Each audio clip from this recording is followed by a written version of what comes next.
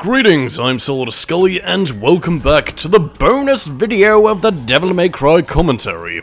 This is the HD collection. The main menu can select 3 games from Devil May Cry 1 through 3, and choose both Dante and Lucia discs for Devil May Cry 2. And part of the reason why we're here is so we can, well, first of all, take a look at the credits. Neobards, currently developing Silent Hill lowercase f, whether they succeed or fail is up for the debate. You can listen to a few soundtracks, you get some basic renders of Devil May Cry 3 characters. Yeah, you can also listen to a few of the soundtracks in the games, not the complete one, mind you, but, you know, do get a few decent tracks to listen to on the menu. But anyway, what we're here to look at today is concept art for the Devil May Cry 1. You get various concept art from 1 through 3, and a little bit of bonus art since this was initially released in 2013, you know.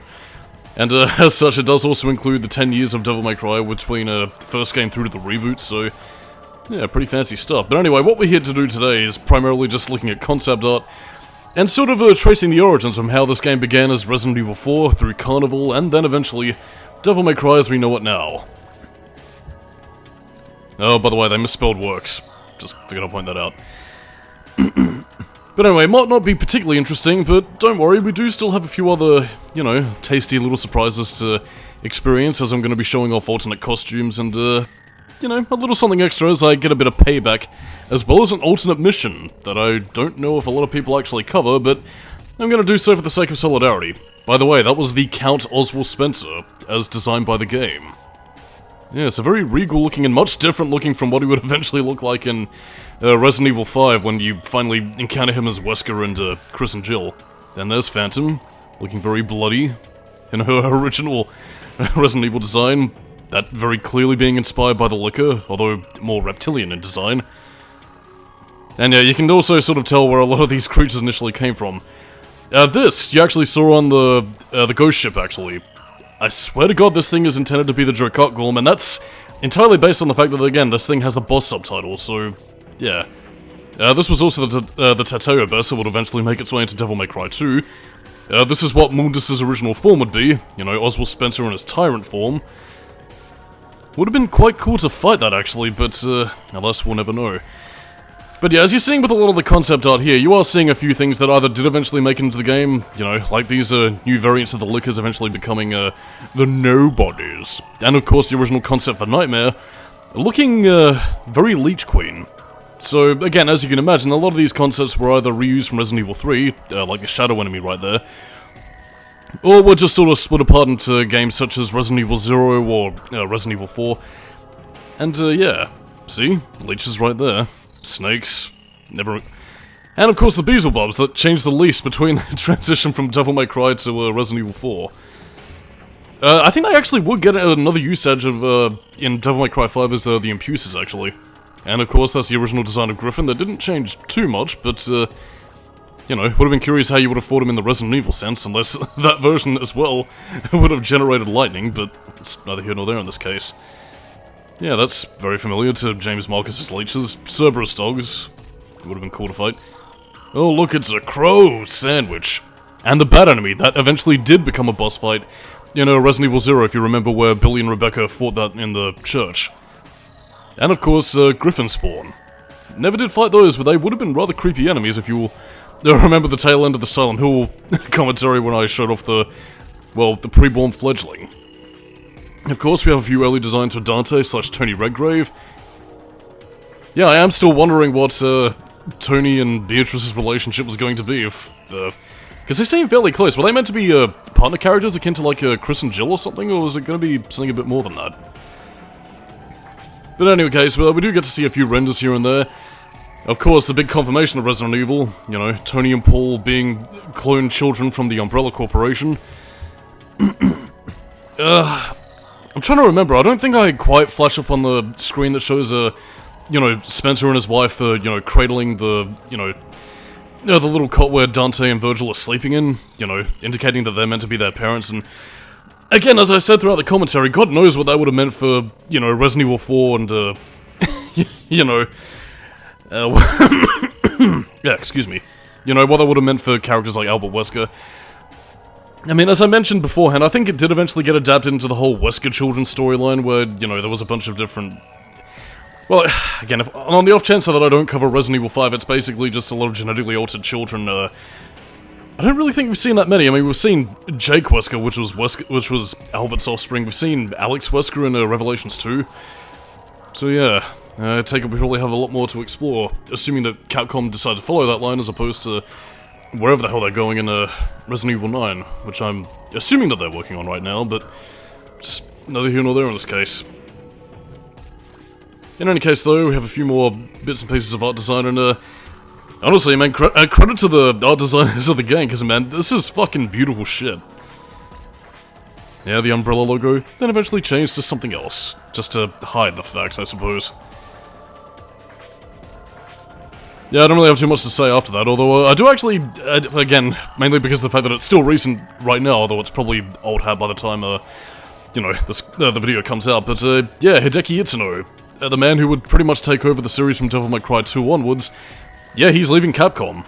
At least he announced that he was leaving Capcom just recently, so yeah, that does kind of put the Devil May Cry series' future up in question as to who's taking up the reins for the series and whether or not the same team's going to be working on it, relatively speaking, or you know, what exactly is going to happen to it, since the only real project we have confirmed right now is, you know, the television series in development at the moment, and I suppose that iOS game, the Devil May Cry Combat whatever kind of thing.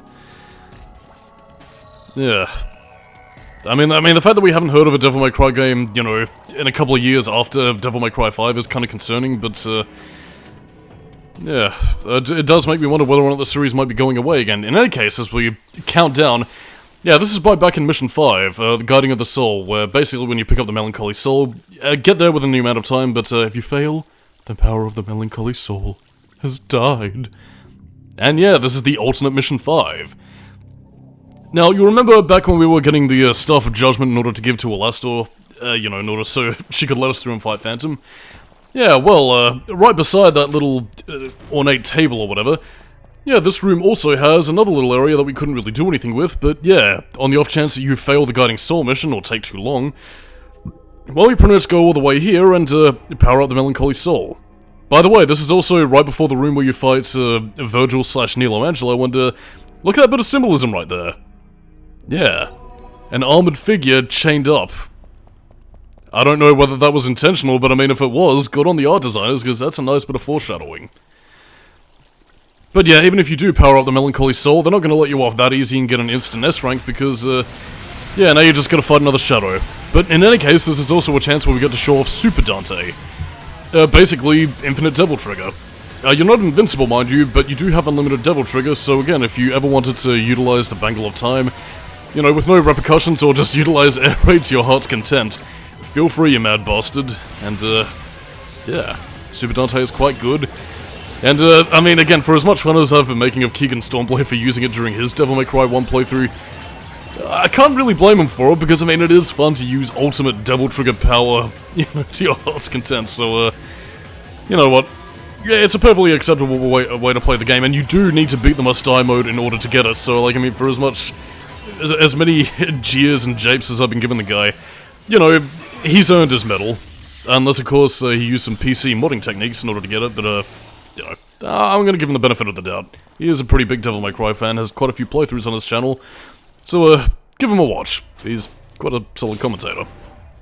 I like him, but he still hasn't done Devil May Cry 2 in the reboot, so, he has yet to impress me. But anyway, that was Alternate Mission 5.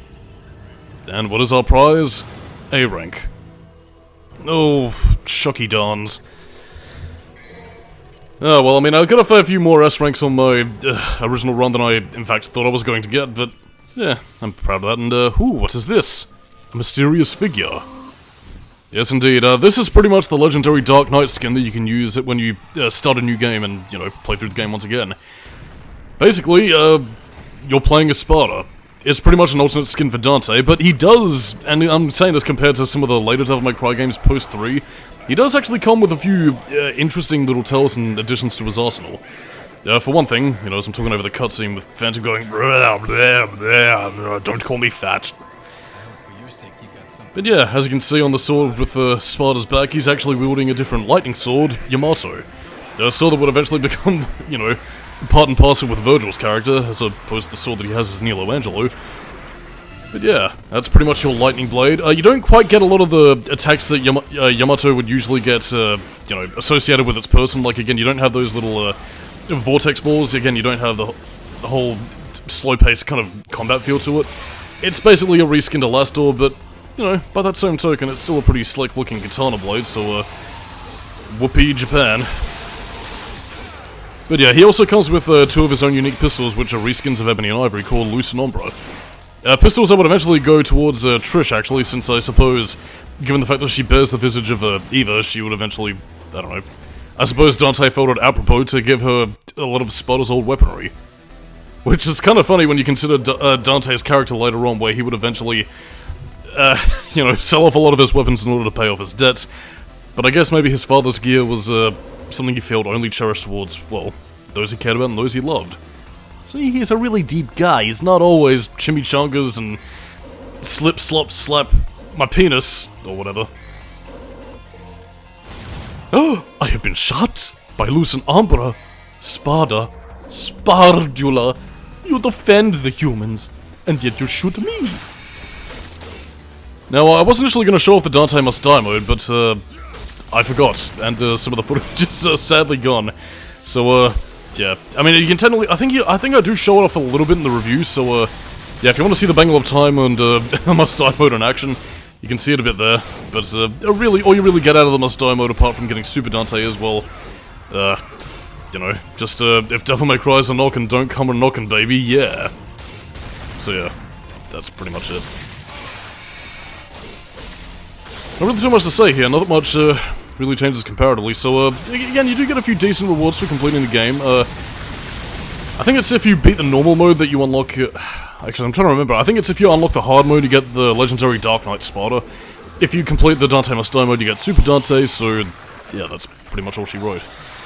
There is also another reward, well, actually no, there isn't a reward if you get all S ranks. I was going to say that there is something you do technically get if you get an all S rank run, but basically all you get is just a splash screen, which is basically, you know, that blue sky with Mundus and all the enemies in the game, pretty much saying, wow, Dante, you're the coolest, and pretty much just congratulating you for a job well done, which is, I mean, you can brag to your friends, but it's not really too worth it in my eyes. However, we do have one last little thing to show off, and it's to finally complete something that's been paining me since the beginning of the commentary.